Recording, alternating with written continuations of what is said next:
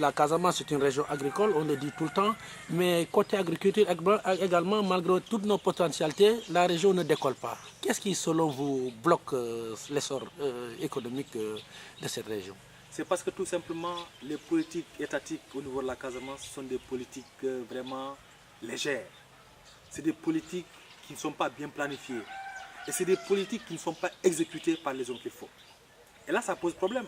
Et c'est des politiques qui ne sont pas évaluées pour voir s'il y a lieu de remédier. Parce qu'un programme, quand on l'établit, il faut d'abord commencer par une phase pilote. On ne peut pas commencer un programme à l'échelle régionale. On ne peut pas commencer un programme à l'échelle nationale. Et moi, mon rêve aujourd'hui, si d'abord on prend le secteur de l'agriculture, mon souhait serait que l'État commence par mettre sur pied une sorte de coopérative sous forme de projet pilote, où par exemple on appelle des jeunes qui sont bien intentionnés, qui veulent travailler dans le secteur de l'agriculture, mais qu'on les encadre avec, disons, des ingénieurs agronomes. 2 ingénieurs agronomes peuvent piloter ce projet-là. Ensuite, les jeunes, au nombre peut-être d'une vingtaine, ben, ils vont travailler pendant toute une année au niveau de cette coopérative. Ben, l'État peut dégager par exemple 100 hectares, lui dire que voilà, un projet pilote, vous y travaillez, vous serez rémunéré à hauteur de, disons, 70 000, c'est pas beaucoup.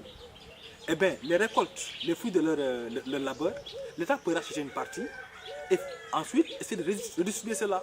Et c'est comme ça qu'on va encourager les jeunes à aimer l'agriculture. Ce que l'on voit au Sénégal, c'est inconcevable. Chaque jour, il y a des milliers de jeunes qui quittent le milieu rural pour s'installer à Dakar. Jusqu'à quand?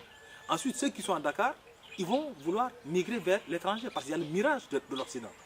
Et avec ça, on ne peut pas atteindre le développement. Il faut ancrer les jeunes au niveau des terroirs, à travers l'agriculture. Et si par exemple ces projets pilotes portent leurs fruits, mais pourquoi ne pas multiplier ça au niveau national? Et à la longue, on va atteindre notre suffisance alimentaire. Il faut protéger aussi les agriculteurs.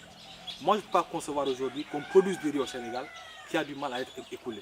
Je ne peux pas concevoir aujourd'hui qu'on produise assez d'oignons et que nos producteurs d'oignons sont concurrencés par l'oignon qui vient de l'étranger. Il faut mener une politique quelque part protectionniste pour des produits dont nous disposons suffisamment.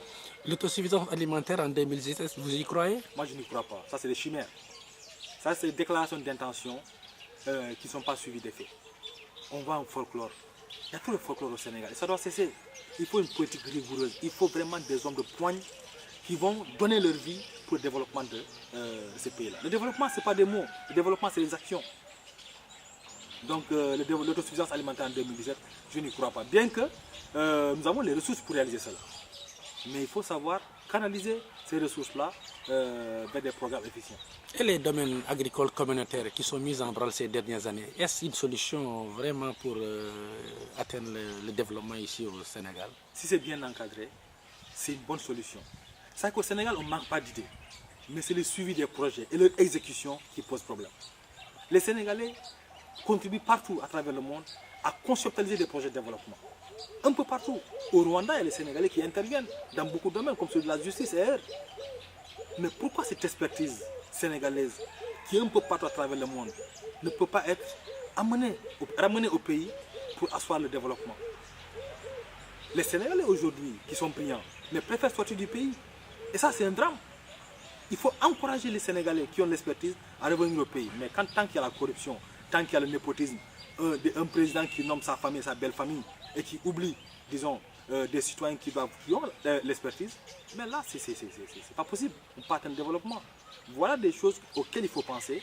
Parce que quand on parle de développement, il est vrai qu'il y a le secteur de l'agriculture, l'environnement et beaucoup de secteurs, les transports, les télécommunications. Mais ce n'est pas que ça. C'est également la bonne gouvernance. Et la bonne gouvernance commence par, disons, éliminer toutes ces tares qui sont congénitales au Sénégal. Le masla, le népotisme. Voilà, tout ça, ça tue le développement.